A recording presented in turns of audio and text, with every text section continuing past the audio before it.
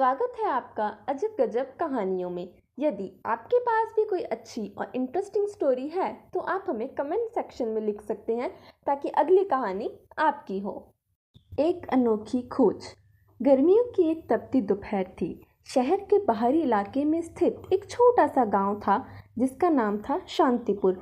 इस गांव का नाम ही अपने आप में विरोधाभासी था क्योंकि यहाँ कुछ भी शांत नहीं था। गांव के बीचों बीच एक पुराना खंडर हो चुका किला था जिसे गांव के लोग भूतक किला कहते थे। इस किले के चारों ओर रहस्यमय घटनाओं की कहानियां हर पीढ़ी ने पढ़ी और सुनी थी। किशोर और उसकी छोटी बहन राधा को इन कहानियों में गहरी दिलचस्पी थी। किशोर ने एक दिन ठान लिया कि वह इस रहस्य को सुलझा कर रहेगा। राधा भी उसके साथ जाने के लिए अड़ी थी। उनके माता पिता ने उन्हें कई बार मना किया, परंतु बच्चों की जिद के आगे किसकी चलती है। एक शाम जब सूरज ढल रहा था और आसमान का रंग लालिमा ओढ़ चुका था, किशोर और राधा ने किले की ओर प्रस्थान किया। किले की ओर जाने वाला रास्ता सुनसान और डरावना था। चारों ओर केवल जंगल और उनकी छाया थी। दोनों ने किले के पास पहुंचकर देखा कि वहां एक पुराना लोहे का दरवाजा था जो कि जंग लगने के कारण धीरे धीरे खुला। जैसे ही उन्होंने दरवाजा खोला, एक अजीब सी सिहरन उनके शरीर में दौड़ गई। अंदर का माहौल और भी डरावना था। टूटी हुई दीवारें, जालों से ढके खंबे और एक भयानक सी खामोशी।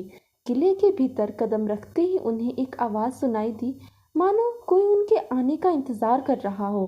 किशोर ने अपनी टॉर्च निकाली और चारों ओर रोशनी डाली। अचानक राधा ने एक छाया देखी जो तेजी से उनके सामने से गुजरी। वह डर के मारे चीख पड़ी।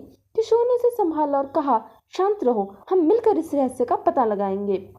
दोनों ने हिम्मत जुटाई और आगे बढ़े। किले के अंदर उन्हें एक पुराना नक्शा मिला। नक्शे पर एक बिंदु चमक रहा था जो किले के तहखाने की ओर इशारा कर रहा था। दोनों ने तहखाने की खोज शुरू की। जैसे जैसे वे आगे बढ़े, उन्हें कई रहस्यमय संकेत मिले। एक जगह पर उन्हें एक दीवार पर अजीब संकेत दिखे जो किसी पुराने समय की भाषा में थे। किशोर ने सोचा कि शायद यह संकेत कोई कोड हो।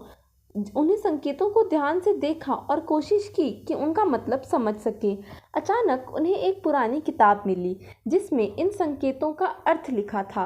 किशोर ने किताब को खोला और पढ़ने लगा। जैसे ही उन्होंने कोड को हल किया, तहखाने की दीवार पर एक गुप्त दरवाज़ा खुल गया। दरवाज़ा खुलते ही उन्हें एक गहरी सुरंग दिखाई दी। दोनों ने हिम्मत करके सुरंग में प्रवेश किया। सुरंग के अंदर का माहौल और भी डरावना था। चारों ओर अंधेरा और ठंडी हवा का झोंका। सुरंग के अंदर चलते चलते उन्होंने एक विशाल कमरे में प्रवेश किया। कमरे के बीचों बीच एक पुराना लकड़ी का बक्सा रखा हुआ था। किशोर ने बक्सा खोला तो उसमें एक पुरानी चाबी और एक पत्र था। पत्र में लिखा था, यह चाबी तुम्हें सच्चाई तक ले जाएगी, लेकिन सावधान, यह सफ़र खतरनाक हो सकता है। पत्र पढ़ते ही कमरे में एक अजीब सी आवाज़ गूंजने लगी। आवाज़ कह रही थी, तुम्हें सच्चाई जाननी है तो साहस दिखाना होगा। किशोर और राधा ने चाबी उठाई और सुरंग से बाहर निकलने का रास्ता ढूंढने लगे। जैसे ही वे सुरंग से बाहर आए, उन्होंने देखा कि किले के बाहर एक पुरानी गाड़ी खड़ी है। गाड़ी के ऊपर एक और पत्र रखा था। पत्र में लिखा था, गाड़ी की चाबी तुम्हारे पास है, इसे चालू करो और सच्चाई के सफर पर निकल पड़ो। किशोर ने चाबी गाड़ी में डाली और गाड़ी चालू की। गाड़ी ने खुद ब खुद चलना शुरू कर दिया। गाड़ी उन्हें एक गहरे जंगल में ले गई। जंगल के बीचों बीच एक पुराना मंदिर था। मंदिर के अंदर जाते ही उन्होंने देखा कि वहाँ एक रहस्यमय मूर्ति रखी हुई थी।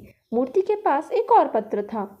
पत्र में लिखा था, यह मूर्ति तुम्हें सत्य का प्रतीक बताती है, इसे उठाओ और अपने घर ले जाओ, लेकिन याद रखना, सत्य हमेशा कड़वा होता है। किशोर और राधा ने मूर्ति उठाई और घर की ओर लौटने लगे। घर पहुंचने पर उन्होंने देखा कि मूर्ति के नीचे एक और चाबी छिपी है। चाबी के साथ एक और पत्र था। पत्र में लिखा था, यह चाबी तुम्हें उस रहस्य का अंतिम उत्तर देगी जो तुम खोज रहे हो। किशोर और राधा ने चाबी उठाई और देखा कि यह उनके घर के तहखाने की चाबी है।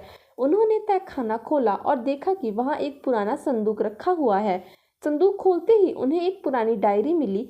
डायरी में गांव के इतिहास और भूतक किला के रहस्य का खुलासा किया गया था। डायरी में लिखा था कि किला वास्तव में एक वैज्ञानिक का था जिसने एक खतरनाक प्रयोग किया था। उस प्रयोग के कारण किले में रहस्यमय घटनाएं होती थी। वैज्ञानिक ने अपनी खोज को छुपाने के लिए यह सब किया था। किशोर और राधा ने उस डायरी को गांव के प्रमुख के पास ले जाकर सच्चाई का खुलासा किया। गांव वालों ने वैज्ञानिक की कहानी सुनी और उसके सम्मान में एक स्मारक बनाने का निर्णय किया। उस दिन के बाद गांव का नाम शांतिपुर सच में साबित हुआ। किशोर और राधा ने अपनी बहादुरी से गांव को एक बड़े रहस्य से मुक्त कराया। उनके इस कारनामे की चर्चा पूरे इलाके में हुई और वे सबके हीरो बन गए। इस तरह किशोर और राधा ने न सिर्फ रहस्य को सुलझाया, बल्कि पूरे गांव को एक नई पहचान भी दी।